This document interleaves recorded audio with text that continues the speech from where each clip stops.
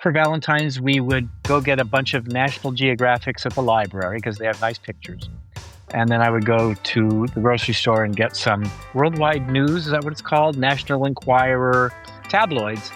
And we would make cards by combining a headline from the Enquirer with a photo from the National Geographic. And then I would send them to my mother and all the people I loved. And we would just kind of make a mess in the living room for a week. And that's how it all started. Welcome to the Sidewalk Ballet. In this episode, I talked to Dr. Christine Brooks about a new master's program she and her colleagues have launched, focusing on expressive arts coaching and community building. We talk about therapeutic benefits of art, friendship, and how communities actually form. And later, I visit ARTogether, an organization based in Oakland, California that works with immigrant and refugee communities, using art making as a way to build connection, belonging, and care. But before we get there, I wanted to talk with my friend Scotty. My name is Scotty Brookie. I live in Santa Cruz, California. I've lived here for 50-something years. And what we're talking about is a Valentine's making party that started very, very small in about 1984 at my collective house on Laurel Street in Santa Cruz. Well, I wanted to make Valentines for my loved ones. I had 4 housemates. We all sat on the floor. They had friends. People would come over and they would see art paper and construction paper and things to cut up and glue together. And who doesn't want to do that? Over time, the floor, tables, and eventually all of the rooms in the house fill up. Not just with people, but with possibility. We branched out a little bit. This was still when newspapers were printed using negatives. I would come across from various newspapers I worked on the printer's negatives of news photographs. They're a little spooky. I remember combining one that was sort of a group shot, but it was reversed out. It was negative. And I combined that with a headline that said, "Does your neighbor worship the devil?" And I sent that to my mother because we loved our next door neighbor, Mrs. Sinclair, who made us chocolate chip cookies my entire life. And the idea of her worshiping the devil was amusing.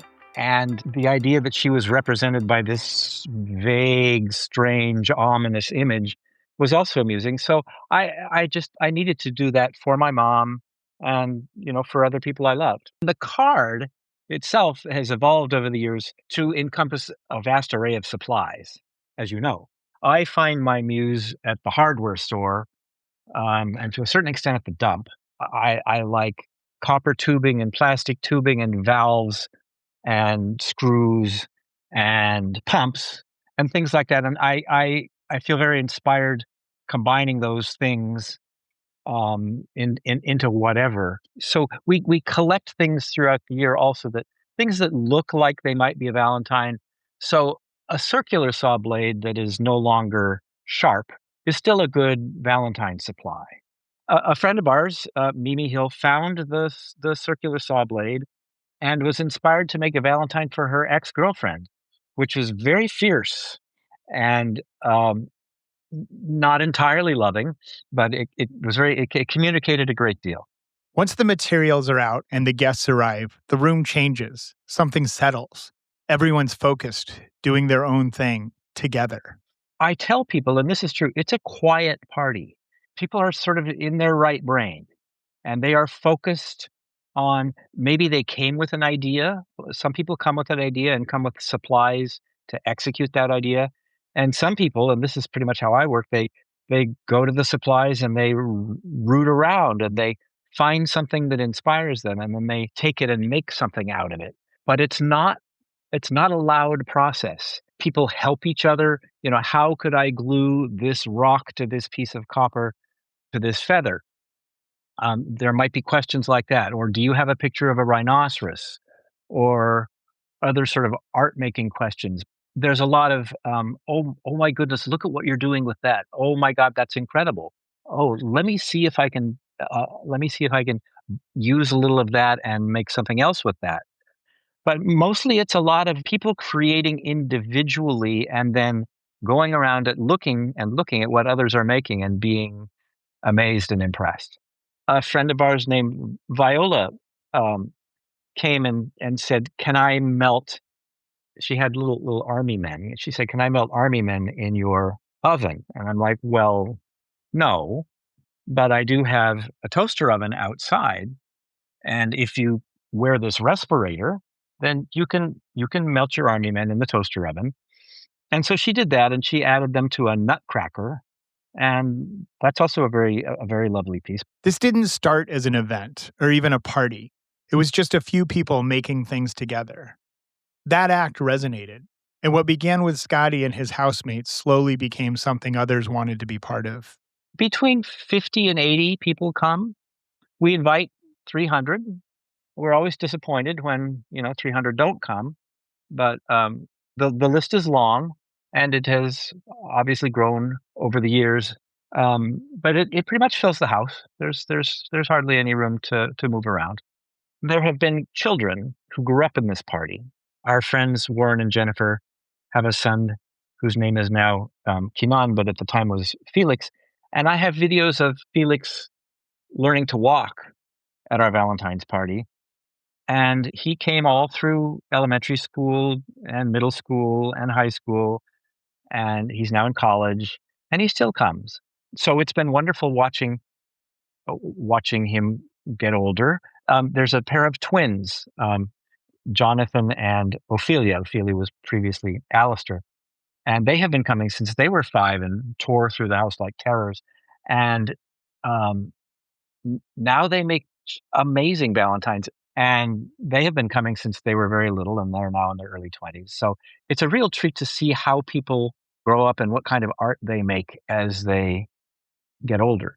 What Scotty has identified as continuity, the chance to show up as yourself again and again, and be met a little differently each time. That kind of connection doesn't come through structure or programming. It comes from shared practice. Scotty and Andrew's Valentine's making party is a unique and special moment, but it turns out this impulse isn't as rare as it might seem. According to recent event trends, hands-on participatory gatherings are among the fastest growing types of in-person experiences right now. Craft-based events, things like jewelry making and fiber arts, have grown by more than 30 to 40% in just the last year. These aren't performances. They're not loud. They're spaces where people work side by side, focused, absorbed together. Which suggests that what's been happening quietly in Scotty's living room for decades is something many people are actively seeking out. What's actually happening in moments like this? Why does making things together hold people across time, across difference? I talked to Dr. Christine Brooks about the breadth of benefits derived from making art and doing it with others. Plus, we dabbled into the science of friendship. Dr. Brooks is the chair of a master's program in expressive arts coaching and community building at the California Institute of Integral Studies, an educator and practitioner with over 30 years' experience integrating creativity and self-awareness practices into her own work and supporting the work of others. Here's my conversation with Dr. Christine Brooks. So thank you so much for joining me here on the Sidewalk Ballet. I'm really excited to talk to you about all the things you've done and are doing and your upcoming program with CIIS and dig into all of it. Yeah, and thank you for having me. And even the name of the podcast feels so resonant with everything that I'm doing in my work. The fact that there's even an arts modality in the name of what you're doing, I was like, we've got to have a conversation. We've got to figure out how to create synergy here. I love it. It's all about creating synergy. I think that's the goal of these conversations. So I want to get to, you are launching a new master's program in expressive arts and community building. Yes, the formal name of the program is Expressive Arts Coaching and Community Building. I'm excited to dig into that. And I want to talk to you first about how you got here. It's been a path. I know you've done a lot of work in the study of friendship, which is fascinating to me. Give me a little sense of your path to this master's program from the beginning. Yeah. Oh, that could be a full hour in itself, I think. I really feel like this is a culmination of a lifelong journey. I'm a lifelong learner. I come from a family of social workers and educators and religious people who were very much a part of social movements right from the very beginning, particularly progressive social movements. And so my whole life has been about community in one way or another. And particularly for me personally, it's been about arts communities. My undergraduate work was in acting and filmmaking, but usually revolved around what we might call artivism, or the types of arts that are about social change, about social justice. I was always gravitating toward the performance art pieces that were about changing the world. I wasn't so much about, performing the classics in some formal way. That then led to owning a couple of small businesses, working in the arts. When I stumbled into my PhD in clinical psychology, it was in an environment that was really about social change as well. So that theme has been with me right from the very beginning. And so my doctoral work in clinical psychology was a place where I could recognize how the healing professions can be part of change processes, not just on an individual level, but on a collective scale. And that was when these ideas really coalesced for me and proceeded to move me more in the direction of working in higher education. So for me, the teaching was the place where that community building sort of took a professional tone. And I felt like the classroom and working with people in their own professional development was a place where I could make a real impact into that community building process. I love working with people who are going out into the field to do the work. That tends to be where I have a lot of strength. So it's not always about doing the direct action. I've noticed in my work, it's often about working with the people who do direct action more often. And so when the opportunity to develop a master's program that was really focused on creating a supportive, entrepreneurial, creative, innovative space for community builders to come together and pool resourcing and come together and create common ideas or common threads of how to go back into their communities of practice and apply particularly expressive arts practices in their work. I said, well, yes, this is what I want to do. And so California Institute of Integral Studies gave us the opportunity to develop a master's program, and it's the first of its kind in the country, where we're really focusing on creating the skills and the practices of being in community with others to create personal and social change. So let me ask you about this because I think when we start talking about things like community building, healing arts, expressive arts, it's a very big bucket. So tell me, in the context of this program, in the context you're working, first talk to me about healing arts and then kind of expressive arts and like that. What are you defining? What looks like that to you, and what doesn't? Oh, that's such a good question. And I tend to veer more toward let's keep the bucket big as opposed to let's narrowly define disciplines. So one of the ways in which I think we've created a lot of separation is that everyone has to have a disciplinary specialty of some kind. We have our physicians and our medical professionals. We have psychotherapists and clinical psychologists. We have people who work in body work like massage or yoga or Reiki. We've got people who are coaches, and often we think of that as like one to one working with people in closed rooms to create behavior change. And so I think that the disciplinary siloing has actually been kind of a problem. And I much more am aligned with a movement that's called arts and health in the United States, where we're saying there's plenty of opportunity for cross discipline and interdisciplinary conversations. So when I say the healing arts or I say the healing professions, how you define your professional title does not dictate who you're in conversation with when we're talking about personal and social transformation.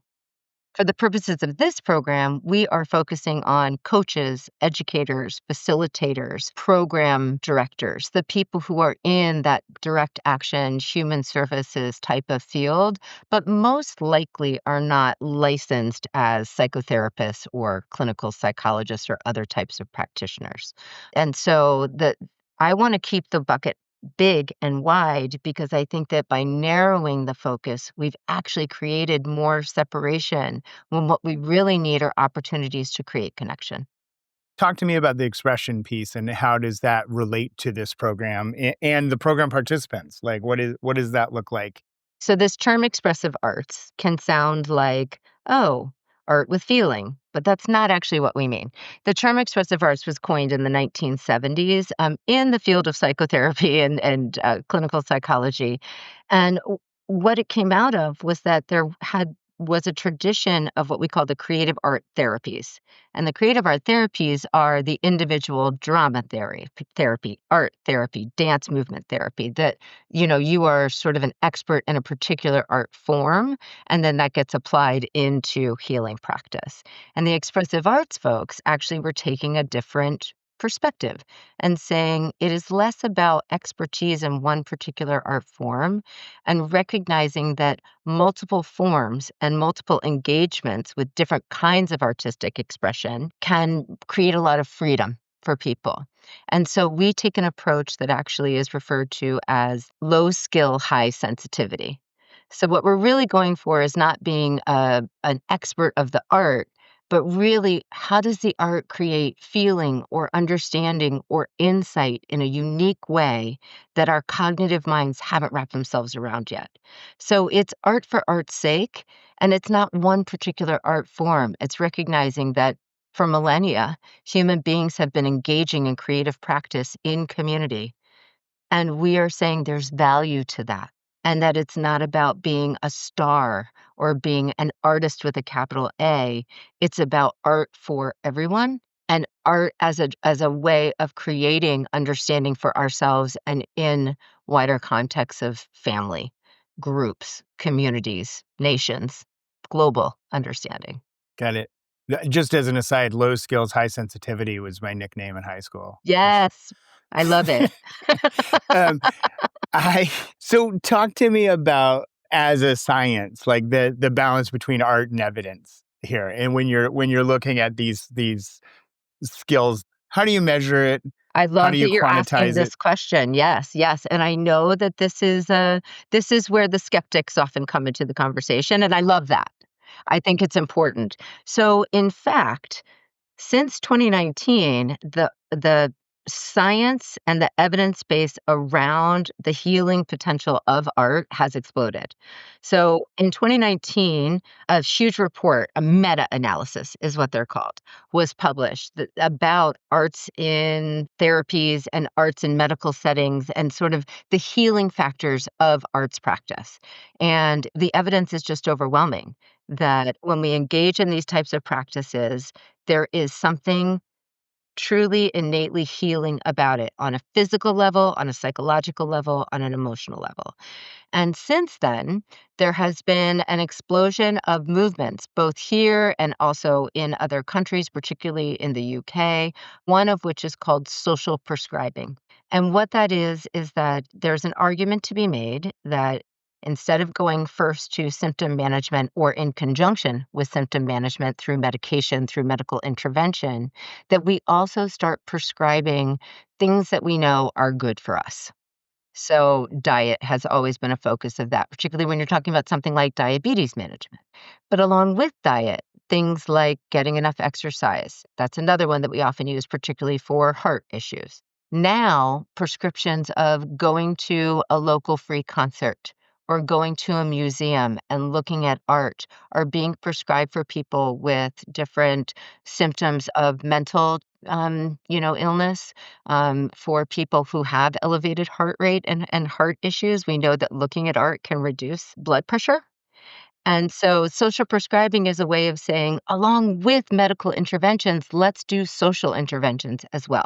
So that's one way. And the research that is coming out of that is that they now have physicians who are engaging in research around, of my patients that have been prescribed these interventions, how are they doing? What are their symptoms looking like? So the studies are really starting to roll in that are demonstrating the efficacy of social prescription. Along with that, we've got an organization called the NeuroArts Blueprint that's coming out of Johns Hopkins in particular. And they are doing brain science on what happens to the brain on art. And there's actually a book that was recently published with that title. And so the research is there. It's just that it's just now starting to get out into the mainstream. And so it's also about getting the word out that we know that this works and not just because I said so, right? It's not a trust me because I know this sort of thing. It's that the science has really caught up to what we know to be true. So oftentimes things like what we would call well-being are being measured. Sense and well-being includes things like a sense of purpose, a sense of feeling like we belong, a sense of connection, a sense of something greater than ourselves. These are all component parts to how we define well-being. And there are scales that we actually use to measure a factor like well-being. So when we say what's being measured, I think we also have to use care to recognize that not everything has to be a symptom in order for us to recognize that there's positive change going on as well. I think sometimes we're so reliant on symptom management as a demonstration of what's effective. And so I would also push and say that, like, let's get information from the people who are actually having the experiences. Let's get the qualitative data along with the quantitative data so that we can actually have the words of the people who are living this, who are saying, this is changing my life. I am experiencing something different. You mentioned earlier about the impact not only on the individual, but on the collective. And I want to kind of understand a little more about the role community plays in this work. And, you have community building in the title of the program. And so when we're talking about expressive arts, we've been talking a lot about, new understanding around the benefit to the individual. And so how does it scale on a community level? What does that mean? There's a lot of ways that we can think about this, but immediately what comes first is this is already happening. We are not offering something unique. We're offering a program where people can learn skills and resource themselves in new ways around how we do this work in community. But there are community programs that are arts based in almost every region, particularly the United States. And so when I say how this works in community building, what I'm suggesting is that first and foremost, we learn from what's already working in communities. We know that arts programming, when it is well funded and when it is supported in community, is highly effective in bringing people together and also reducing high risk behaviors, particularly for young people. We also know that arts based work is happening in communities where it may not look like formal programming. It may not be sponsored by a nonprofit. It may not be sponsored by the city. It might be more grassroots in its orientation. People who are part of dance troupes, people who are part of musical groups, people who are part of, fine arts communities that might be doing public work that might not be sanctioned by the city. We can learn from groups who are doing this work. And so when you say scalable, I'm like, yes, we can think about it in that way, but that also runs the risk of then making it, commoditizing it in some way. And so I'm also about, like, let's learn from the experts in the communities who are already creating work. And so that's one way that I think about it. Another way is finding natural alliances or natural affinities between groups. Who are the artists in the groups? Who might be the self-professed healers in the groups? And who might be communities who desire resourcing or desire support? How do we bring people together who are already doing work in community into common conversation? I think that that's really a way that we can talk about scalability that has more of a grassroots orientation to it, right? How do we become the conversation makers and the connection makers and the catalysts, as opposed to coming into community with something that maybe the community isn't actually seeking, right? Like, we need to ask who is in the community, who are the experts in the community about what's needed or what's wanted, as opposed to coming in and saying, we've got a program for you that's scalable. So part of the work that we do is also around learning about being in community as an outsider, recognizing what is my status in relationship to community. And so being very respectful and honoring of what is my status in community before even making the offer. And then also really recognizing, what do I have to give? What's the reciprocity here? So that we're not as transactional in how we're doing this work as well. I take a systems approach where we are all interconnected in some way, and it's about, how am I engaging with this person? I don't think of transactions, particularly like financial transactions, as community. It can be a form of community, but community often relates to some of the stuff that I really discovered in the science of friendship work that you had referenced a little while ago. Community is often built around a common purpose, a set of shared values, something of interest, a common interest, and that we agree that we will gather more than once in a way of engaging in that shared interest or shared set of values. So, people who play role playing games together form community together. People who join a class together create some form of community together. Religious organizations can be a form of community. Educational organizations can be a form of community. There's many ways that we can do this, and so it's also about making sure that we understand why we've gathered. That can be very, very helpful. So I want to talk about the science of friendship, and particularly how that is informing this project and this work. But let's jump back a little bit and understand. So you spent a lot of time studying friendship, which is a very I would say, understudied phenomenon in terms of relationships and the types of relationships that we all have, hopefully. How'd you come about that, and what did that reveal? When I was a really young kid, I wasn't very directed in when people would ask me that question, "What do you wanna be when you grow up?" I didn't have a great answer for that. I was in the arts, I was a performer, I was an actress, that was what I really cared about, but my parents, like many parents in the world, were like, that's not a job, right?" So, and my mom was a little bit worried about me, bless her heart, and she really pushed one day, and she was like, "No, really, what do you want when you're an adult?" And I was a little bit upset and a little bit teary, and I just looked at her and I was like, "I just wanna be a good friend." And I was 12 when I said that, and it sounds a little bit cutesy or twee now, but, like, I really meant that. From the time I was a really young person, all I really cared about was understanding how people tick and how we make connection and why we make connection. And so, sort of all of my professional life has been this observation of the human condition in some way or another, through the arts, through psychology, through any of the disciplines that I've studied. A friend of a friend came to me and said, "I need a social scientist to do some research and some consultation on friendship." He was working in the tech industry and he said, "I really want to work with social networking sites because I have a hunch that they don't really know how to connect people when it comes to friendship." And I said, "Oh, I 100% agree with you. I think that's true. I think social networking sites, the algorithms aren't actually connecting people for the right reasons." And so we started doing this research project that we called the Science of Friendship. And we were looking at, what does the research tell us about how people form and maintain friendships? What's the science of it? What are the mechanics of friendship? And what we discovered is that friendship is really the most understudied social formation we have. We know how people make romantic relationship. We've got physiological research on that. We've got brain science on that. We've got social science on that. We understand family relationships really, really well. That's considered sort of the core social structure that we know about.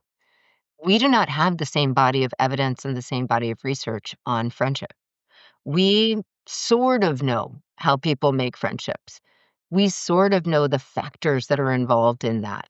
We've attempted to understand the personality characteristics involved in how people make friends, but it's really murky. We actually don't completely understand how people make friends, especially in our very complex, very global social structures that we have now. When we lived in much smaller social gatherings, before the internet, before all of this technology, proximity was a major factor in how we formed friendships. People who were close by were the people that we made friendships with.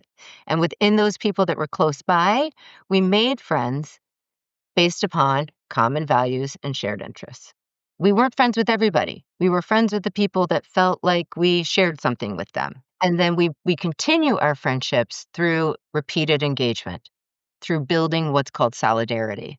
And so now, with all the complexity and with the opportunity to connect with sort of a countless number of people, it's actually become a little bit harder to figure out who's a friend and who's not a friend.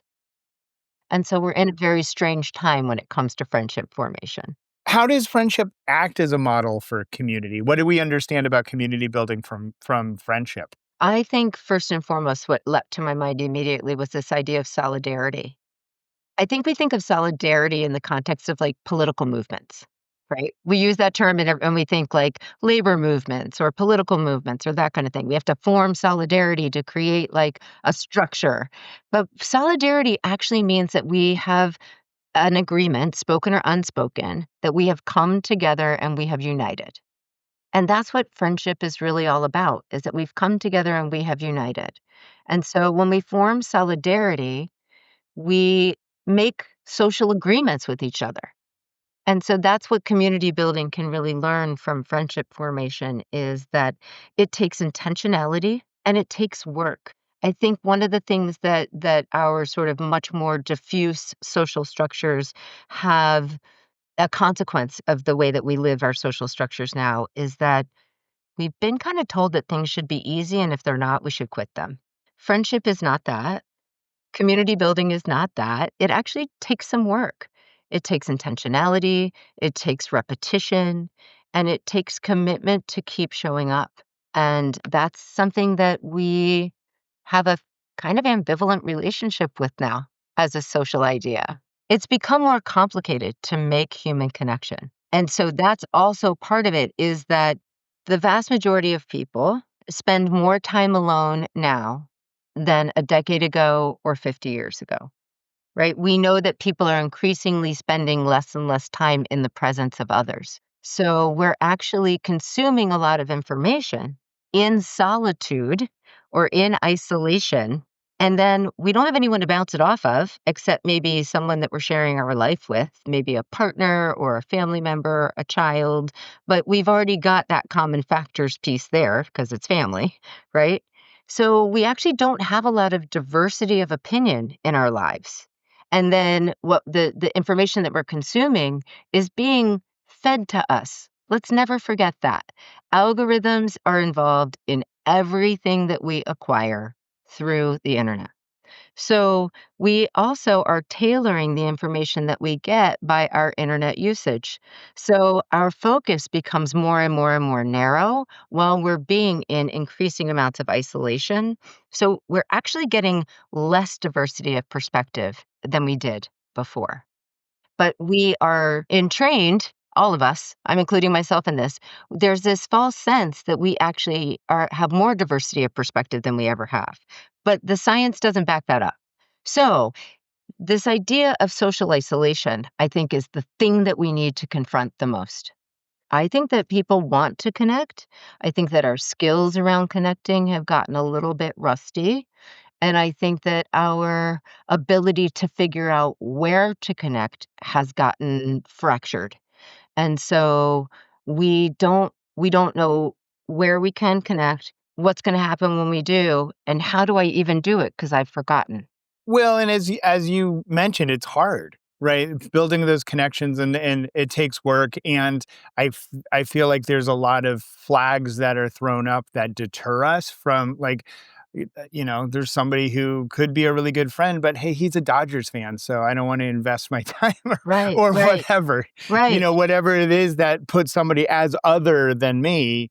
So all the ways that I could connect with them, I'm not willing to do the work to be a friend with a Dodgers fan. Right, And I don't exactly. actually follow baseball. I'm using that as an Yeah, so all analogy, but Dodgers fans, we apologize up front for our right. Dodgers reference Yeah, here.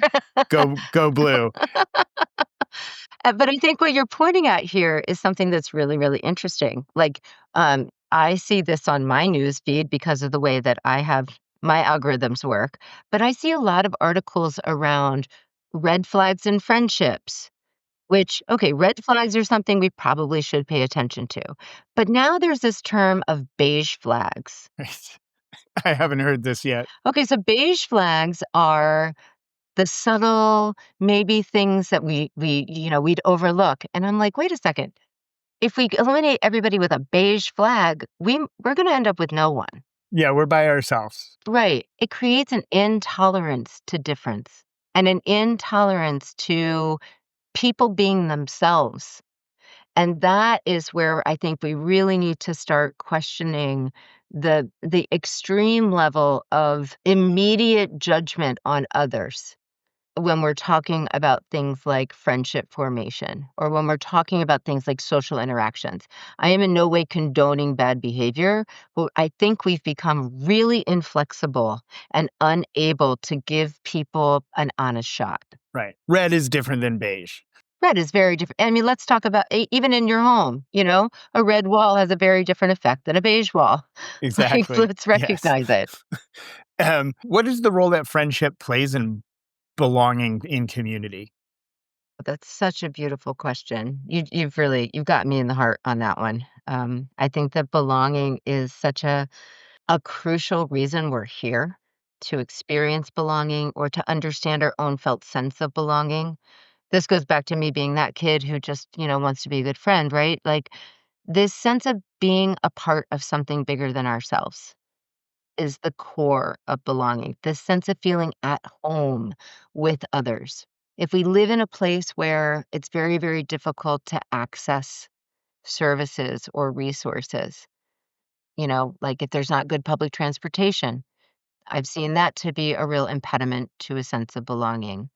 If everything is behind a paywall in that services are not readily available and free, that makes it very difficult to belong. If there aren't experimental or kind of open places for people to come and try things out, it's very difficult to get a sense of, is that for me or not? So having some kind of community space where people can just come and be like, I don't know if I like this, but they've got this 3-hour thing that at least I can give it a try. Right. A low threshold experiences. Very low And, yeah. threshold experiences. These are elements that I have seen and the people that I work directly with in my own practice, they come to me and they say, I don't even know where to start looking. So information is one way that we've kind of failed ourselves at the community level. It's very difficult to find out what's going on. So I have some really close colleagues who have a wonderful organization called Effortless City here in St. Pete. It actually started out west, but they're out here now with us here in St. Petersburg. And they're very much about creating accessibility for a wide variety of people with different ability, physical ability, predominantly for places of access in community. So that's their starting mission. But what they realized was that nobody knew where all the concert listings are in our town anymore because everything's sort of gone digital and the newspapers disappeared. And so community calendars are very hard to access.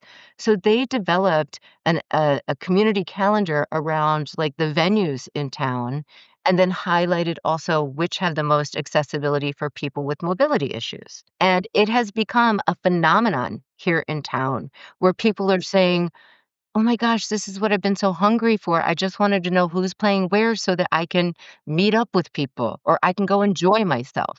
So the diffusion of information has been a real issue when it comes to this idea of community and belonging, because we can't feel a sense of belonging if we don't know where to go. And then we can't feel a sense of belonging if we don't know how to get there or what's going to happen when we do. So there's this way in which everything's become so atomized that we can't find each other anymore. And also, there's a real genuine phenomenon that we're finding it harder and harder to leave our homes.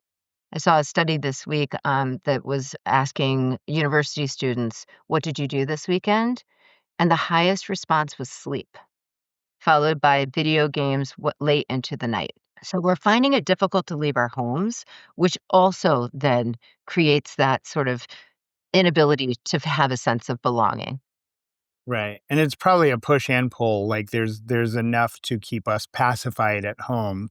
And there's also enough to keep us diverted from going out. Like, And it's undeniable. It's undeniable to sort of skip over the fact that we are just a few years out of a massive global pandemic, where home, for many of us, became a safe space. That wasn't true for everyone, but for many of us, I think we got comfortable in being at home, and making the shift out of that habit has become very difficult. Yeah, I think our social infrastructure is being replaced by kind of comfort infrastructure and convenience infrastructure. Like that's not who we are as a species, and can't be. Here's an interesting wrinkle to that, and this I learned from the science of friendship research. So, the Surgeon General, among others, has coined this term that we have an epidemic of loneliness.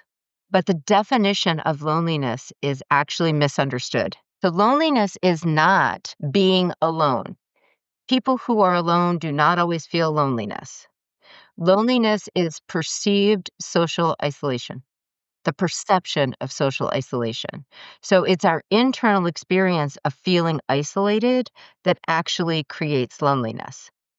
And that's an important distinction, because if we are constantly occupied, if our laptop is our first, second, and third space, then we may not have any perception of social isolation because we're constantly being occupied. So, of course, we don't need to leave because we don't experience social isolation. So, until we actually break the spell and recognize, oh, I might actually be feeling lonely in the legitimate sense, we aren't going to do something about it. Now it's interesting because as you know, I've worked in the arts for a long time in arts venues and have built a number of arts venues from high end tech theaters to underground like experimental clubs, and there's always been this sort of cycle of you go into the cheap part of town, find a room that you can throw up some coffee can lights and do some experimental stuff, and then it gets developed and you get kicked out and everybody's like says it's the end of the world. But there's this human need to build that again, so you find the next cheap neighborhood and you continue to do it and the cycle goes Exactly. on. Right. It's happening here too. Yep. Yeah, the thing that concerns me right now in this world is, one, just the cost of space in places like we both live. I'm in the Bay Area, you're in, Florida, in places that are more and more expensive. It's harder to find those underground, cheap, formerly industrial spaces because we're losing those. Um, but more than that, there's always been a necessity. Somebody's always said, we need a place to get together and do punk rock, or we need a place that we can do whatever it is. And now I feel like we don't feel that need as greatly because we can just watch TikTok and be fine. And we don't, I think the collective need, and I kind of emphasize need for having those community spaces, those expressive art spaces, has become a lot less acute because we're pacified in other ways. And I think that we think of it as luxury as opposed to necessity. Right. That's 100%. So what gives you hope about where community's headed? Like where do we to transition from Yeah, we're from the all doom and like gloom. spiraling down the drain here. Yeah. Well, as a social scientist, I think that we can look at the problems and name the problems and also maintain hope at the same time. I think that's one of the superpowers of social sciences as a whole, and of the expressive arts, is that we make things out of nothing. And we make sense out of nothing. That's the beauty, particularly of the expressive arts as a movement, is how do we make meaning of the things that we're experiencing? So that gives me hope in and of itself. Just being able to be in common community with people and in common collectives with people who are saying, no, no, no, the arts aren't optional. The arts are a human necessity. The arts are part of how we choose to live, and that they are for everyone, that there's a real sort of I don't democratizing force if we use the arts for good, and say, no, no, this is just about the experience. It's not about the product. So part of it is also separating out product and process. That gives me a lot of hope, and saying, let's not think about how you're going to put this in an Etsy shop. Let's think about, like, Are you enjoying yourself right now in this moment? What did you learn from this moment? And how did you find a way to be with other people differently by engaging in this moment? So that gives me a lot of hope when I can turn people on to not having to think about, like, well, who am I going to sell my macrame to? And more about, like, I want to do macrame with my friends on a Friday night. Let's have craft night. That to me is revolution and amazing. And so what gives me hope is that we can pull apart the idea of fine art, which has its time and place and is an amazing part of the arts community, from arts as practice, arts as experience. That gives me hope. Art is a noun, but it's also a verb. Yes, I want to be arting all over the Yes, place. let's get arting. So this was inspiring to hear you. If other people feel inspired and they might not have all the prereqs for your master's program yet, where can somebody start to dig into this work? Oh, I mean, take a class from a local arts community center, have craft night. I know I've said it more than once, but I'm telling you, just gathering together with like two of your friends and painting rocks on a Friday night and then having those rocks. This is something my community does. Like once a month, we all get together and we get together at a friend's house and we have been painting rocks that they are using to decorate their backyard for almost a year now. And it's lovely. And it's not really about the rocks, it's about the community. But it's given each of us a sense of like, oh, I gravitate toward these kind of brushes and these kind of paints. And it's a place to experiment, right? So that's one way to start. Another way to start is if you don't have the prereqs to join our program, you can there are great online classes. I mean, that is one of the amazing things that I have discovered is that there are a lot of people teaching like basic skills classes or unleashing your creativity classes. So that's another way to do it.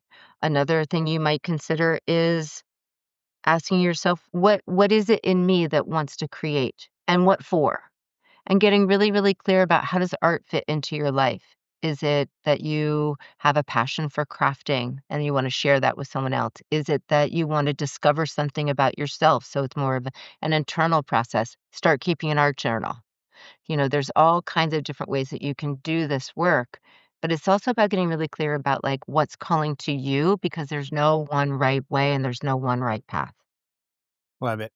Thank you so much. This was a joy to talk to you. You have so many accomplishments and credentials. I think the best of all them is you are a wonderful friend. Oh, So you have done it. You make your 12-year-old I made proud. it, Mama.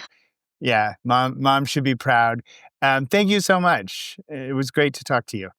Thank you for having me. And I just think that the work that you're doing and the information that you're sharing is desperately needed for our times. So, any way that I can support you out in the world, I'm going to share your work with the world for sure. Appreciate it. Thank you so much, Christine. Thank you. Dr. Christine Brooks has just launched a master's program at the California Institute of Integral Studies in Expressive Arts Coaching and Community Building. There's links to a lot of what we discussed in the show notes. After the break, we'll take it out of the classroom and see what this work looks like on the ground in downtown Oakland with ARTogether. Stay with us.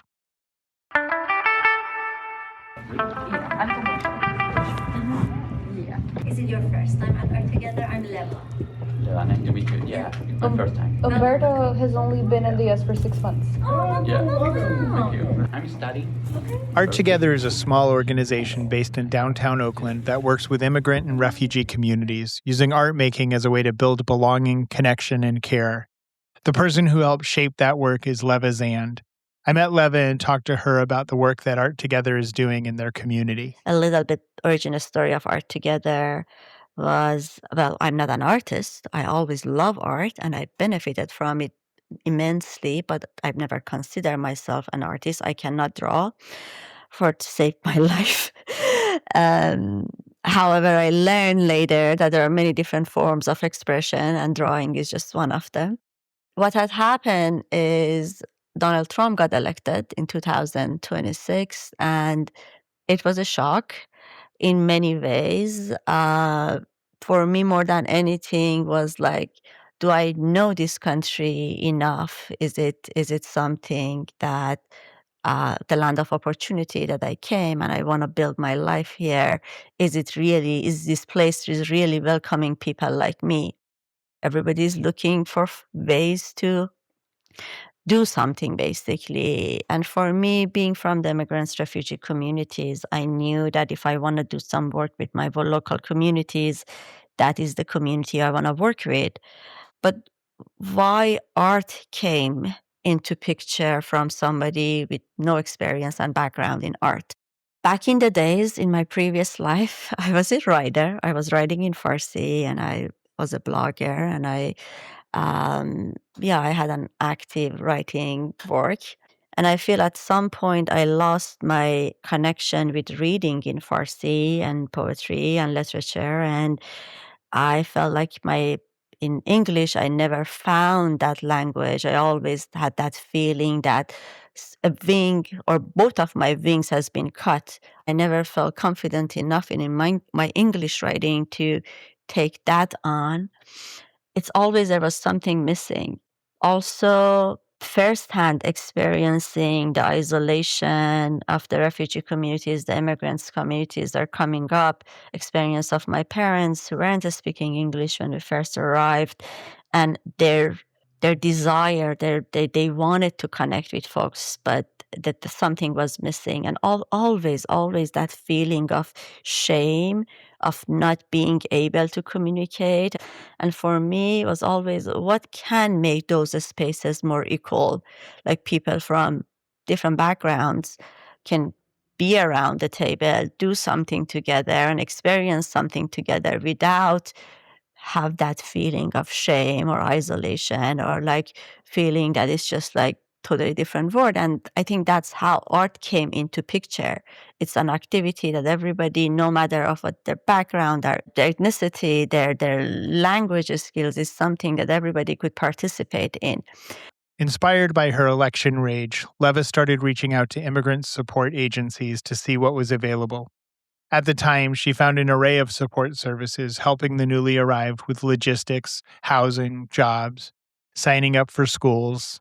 But there weren't as much programs for the community building connection or simply bringing joy to the life of these people that many of them waited years and years outside of the borders. So I felt the need there that there's something is missing in this ecosystem of supporting refugees and immigrants that is more tailored towards cultural activities and art activities. And the first class, I think, happened in June of 2017. And by October, we had more than 30 different programs. And that was then that I was like, oh, maybe this is something missing. What grew out of those early explorations wasn't a single program or a fixed solution. ARTogether works across a handful of different spaces, schools, community sites, and their studio in downtown Oakland. But the through line is consistent. They create opportunities for people to make art together. None of it is framed as therapy exactly, but all of it is built with care for what people are carrying. One of their signature programs is Gather In, a monthly art-making event that all are welcome to join, actively welcome. When they arrive in the room, they would see basically a few tables that are set up with art supplies. They would see people who are welcoming there. They would see a table of food and drink that they can help themselves. But I think more than anything, they would be welcomed by one of our staffs who are just talking to them and say, hey, welcome. Is it your first time? Explain them what is happening in the room. And also, we are asking them about the language need, if they feel comfortable speaking English or if they need English support with the language. But what we are taking most pride of is that we don't need to speak the same language to make art. One of these programs that we had, a newly arrived Afghan woman came to one of our programs, and they didn't speak English, but they start making collage. We were doing some collage work, and they were so happy when they found a pattern and a magazine that represent embroidery from a familiar culture for them. And then they cut that and they start basically put that piece of image next to other one. And that is start a conversation with someone else on that table, start talking about the pattern of the embroidery. And the other person basically took their phone out and tried to show them the embroidery that they were doing, a little bit different from these patterns. But that start a conversation through Google translators between these two folks about the embroidery. And you know what happened after that? The local person learned that this newly arrived person is looking for an English teacher. And they were like, my mother-in-law is looking for someone to support in this way. And the connection happened. And I know after 2 years, they're still working together. That person may come to ARTogether twice only after that, but they build a connection there through a picture of embroidery that happened over the table that support that newly arrived refugee person even after 2 years. These are the stories that happens every day. Another part of their work is focused specifically on youth, many of them navigating migration, displacement, or the in-between feeling of growing up across cultures. Instead of asking young people to explain themselves, ARTogether gives them a medium. They use shadow puppets to explore story, identity, and expression without requiring words. They build the figures, they shape the story, they control the light, the movement, the frame. The films are short, intentionally so, but a lot can happen in a minute. One of them came from a 16-year-old boy, and the title of his 1-minute video was, "It is okay to feel sad." And in that video, he was talking about his experience crossing the border by himself and some adults who were not his immediate families, and fear of unknown and on top of many other things, and come here and found this class, for example, and coming to a class with 14 other students, same situation as him, and hearing their stories and understanding not only that he is not alone, but his feeling that he is not also alone in those feeling of fear, and also it is okay to talk about feeling.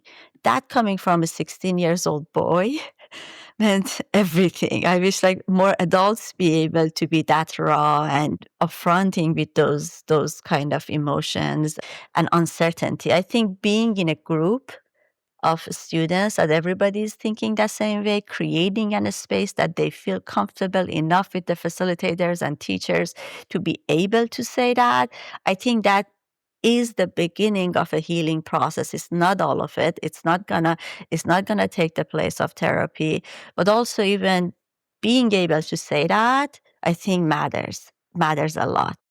The work doesn't end when the session does. The goal is for that sense of connection to move beyond the studio and into the public life of the neighborhood. A couple years ago, we did a large mural in San Antonio Park, in San Antonio district, east of Oakland. For that project, we had a lead muralist artist, Cici Carpio. But the project was formed and shaped by the input from the neighbors. Over the course of 2 months, we did outreach with all the schools, churches, community spaces, door-to-door knocking, asked all the neighbors to come together and tell us what do they want to see in their neighborhood park. Everybody had their input about how do they want to see, what color they want to see. Even if they were not the actual artists who put that vinyl work together, they were all part of creating that idea. And I cannot emphasize enough of how important it is, especially for the immigrants community, to see their voices and their images in a public spaces in their new hometown. When they see somebody, first of all, listening to them in a project that is showing in a larger scale, in the faces of the city, it's just a sense of pride and ownership that comes with it for somebody who didn't grow up on that neighborhood, but to chose to be on that place. everybody came on those mural painting days, support with helping. And after, I think the mural has been there up for more than 3 years. We didn't have one single graffitis goes on that mural. It stays unattacked because I feel like the neighborhood who were part of the design, who were part of the arts, who are seeing themselves on the images of that mural, they are taking the stewardships and they are the guardians of that piece of art. And this is something that we see over and over when people are part of the creation of an art piece. It's just the feeling of the ownership, especially in a public art project. It just helps a lot with those feeling of belonging and feeling of the ownership of the space that they are part of. When we talked to Christine earlier, we talked about expression and healing, about how community forms when people have the space and safety to be seen, to experiment, to connect without pressure. Those ideas apply everywhere. But I wanted to understand what changes when this work is rooted in immigrant and refugee communities, where connection has often been interrupted, and where trust, history, place, and language have different contexts. So I asked Leva how this work is different. It's hard for me to answer this question without bringing my personal experience into this. Like many immigrants, I always had this struggle of how to fit in. Belonging is even not coming to mind because the first few years, especially the first 10 years or so, it's all about how to fit in, how to correct your accent, how to get the, American education, how to find a job, how to be a good citizen. All of those things are about to fit in. My desire was like, how can we create a space that I don't need to constantly feel like I need to fit in, but basically have this feeling of the belonging. And after being here for more than 20 years now, I know that's the feeling that comes and goes. There are days that I feel, oh, I do belong. And there are days that I feel like, what the hell I'm doing here? But then when I do see a familiar image in a public space. When I go to a festival and I hear music from my country or a country of origin for any of these immigrants communities, when you see the dance, when you see the culture, and when you see the food is valued, and it's not just as a token, but actually something that could be part of the cultural fabric of the city, I think that is the time that you feel the belonging. When you are as an immigrant, for example, when I'm walking in the street and I suddenly see something written in Farsi, it takes me because belonging is just not the people, it is the space, it is the smell, it is the visual images that you see around you. I feel like more than anything, we want to tell people who are coming to our door is that your story matters, your background matters. When you lack the knowledge of a common language here, it doesn't mean that you lack knowledge. They want to have a better life here. Are we providing them to them? Are we creating a space for them to feel that way? I think that's all up to all of us. What I'm experiencing and what I'm seeing from the people at ARTogether is that all of us are carrying multiple realities and multiple words, and this is the nuances of working with the immigrants communities, that we have to be able to carry different realities. Having this conflict, this hyphenated identity of an Iranian American, and sometimes my American is more strong, sometimes my Iranian more strong, and also it's just like it's an impossible place. Two sides of my hyphenated identities, they are enemies with each other. But how we are holding all of these realities together. I'm one of those who has only two hyphenated. We have people who are Chinese Singaporean Americans. We have people who are queer. We have people who are, trans. And it's just adding layers and layers and layers to these identities that people are trying to hold. It's just a constant learning and unlearning and understanding that we just need to accept that it's a very large word, and people we have in America in a very, it's just such a beautiful place that we have this opportunity to have this many people from different cultures in one place, but also scary in terms of we can't really have one standards or one social warrior's hat for all of those.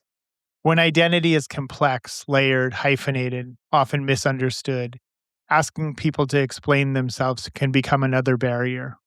And that's where art comes in, not as something polished or rarefied, but as a common language, a way to connect before understanding and without requiring translation.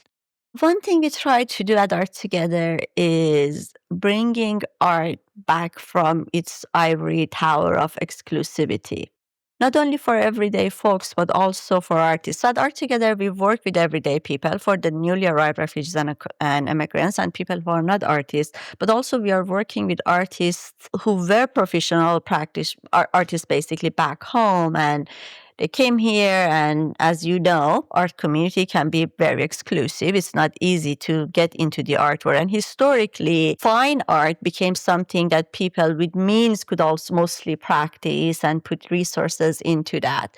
For us, art is a tool of creation, but also a tool of expression. So we are working with fine artists who are creating art pieces that we call fine arts, but also it is more about the process of being in the room together, playing with colors, playing with different mediums of expression, basically. So creation, yes, but connection, definitely connection and definitely expression. And if I want to, rate this three at ARTogether, I would say that for us is connection, expression, and later comes creation. Our goal is really how to use art and these spaces for connecting people, especially now that everything is so divided. Leva's work began with a question that never fully goes away. After the election, in a moment marked by fear, exclusion, and very real threats against immigrant communities, she found herself questioning her own belonging, not in the abstract, but in the most practical sense. Am I safe here? Do I still belong here? Instead of retreating, she responded by creating space for others. That response has mattered. It has provided support, connection, and care at a time when many people needed it most. And the question still persists. Because in moments like this, when belonging is challenged through policy, rhetoric, and violence, it becomes clear that belonging isn't just a feeling, it's a responsibility. Who belongs and who is responsible for making that belonging real? I think because my mind these days are very much engaged with the idea and concept of belonging and what it means for an immigrant to feel belonging. I don't think it's something that I can achieve or society can achieve. I think it's something that we have to practice together. I think this is something that no matter how much I, as a general immigrant, wants to feel belonged or belong, it's not coming without the mutual practice from the people around me. Why spaces like that, bringing people closer together, is making art. It's a vulnerable moment. We are risking things when we are putting ourselves, when we are expressing ourselves, and being vulnerable and being raw in front of each other. That brings a closeness that I feel is unique to the art spaces. So those are the stuff that we are trying to practice at ARTogether and every day. Some days we fail, some days we achieve our goal. But again, it's really everyday practice. I do think at the end of the day, it goes back to our shared humanities. And I think that is, again, it's the role of art, the things that only art, I think, or art and storytelling can solve. We don't believe in others people as equal unless we see their stories and we hear their stories and we understand that how their stories also connected. And at the core, we are all human who wants to be loved, who wants to be heard, and who cares about people around us. To me, that is the core of this shared humanities, basically. So let me tell you this story. During the campfire in Northern California a couple years ago, we had a weekly program. It was a craft class for we work in Concord with mostly South and Central American women. There was one of those days that the smoke was everywhere. It was hard to breathe and all of that. And I happened to be in that class with the teacher that day. And our teacher asked, how do you guys are coping with the weather? Do you want to keep the class? How your kids are doing and all of that? And somehow conversation went to fire and losing home. And one thing that I vividly remember is one of those women told us that how seeing the images and seeing the people on TV, although she doesn't understand what they're saying, she feels them because she knows what it means to lose a home. And that day, the woman in that group, they were making like jewelry, and they decided to make a package of that jewelries that they made that day and send it to the community center in Lake area, basically. I think at the end of the day, this is something that makes us close, and this is the story of the immigrants, that our shared joy, our shared suffering, and our shared, these memories is what's connect us together.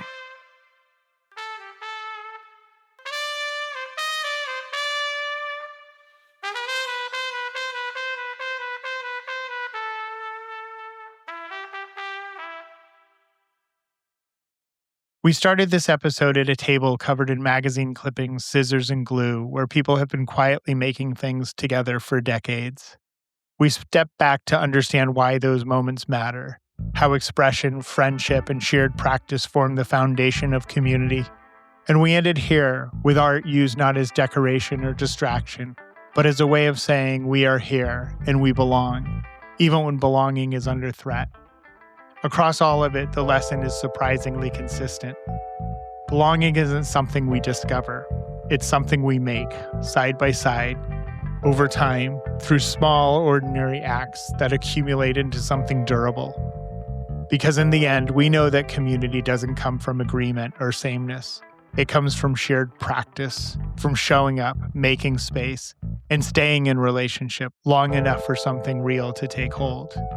Like gluing copper pipe to a feather. Not because they're the same, but because they're willing to stay connected. Has anybody, as far as you know, has anyone become Valentine's through your party? Yes. Lyle Troxel and Maggie Hoogs. Did they meet at your party? It was their first date. Aww. I know. I saw them together in Andrew's studio, and I thought, this looks like the beginning of something very nice.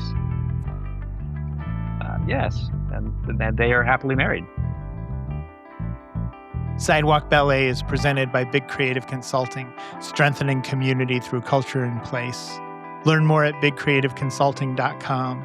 Also by This Must Be the Place, a bi-monthly newsletter connecting placemaking professionals to opportunities. Learn more at thismustbe.org. Contributors include Abra Allen and myself. Engineering and editing by Ryan Musante. Our theme music was composed by the Peacoat Project. If this conversation resonated, please share it with someone who's doing the work of keeping their community whole. And join the conversation on our Discord server, also linked in the sidewalkballet.com. Happy Valentine's Day if you celebrate, and happy anniversary, Lyle and Maggie. I'm Chip. Thanks for joining us on this block of the Sidewalk Ballet. I'll see you downtown.